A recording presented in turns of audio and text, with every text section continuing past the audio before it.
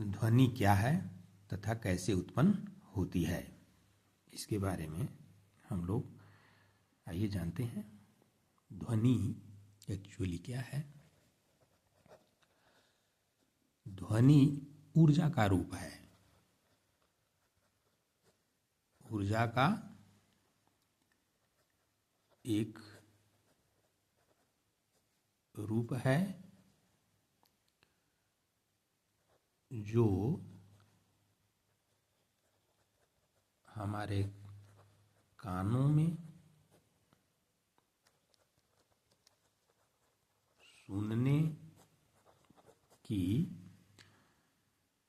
सुनने की संवेदना उत्पन्न करती है।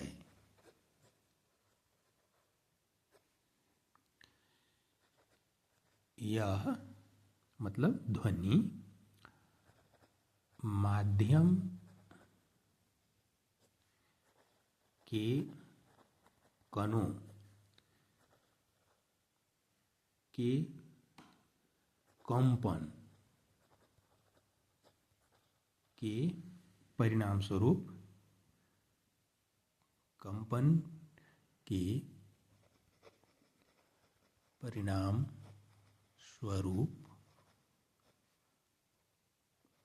उत्पन्न होती है।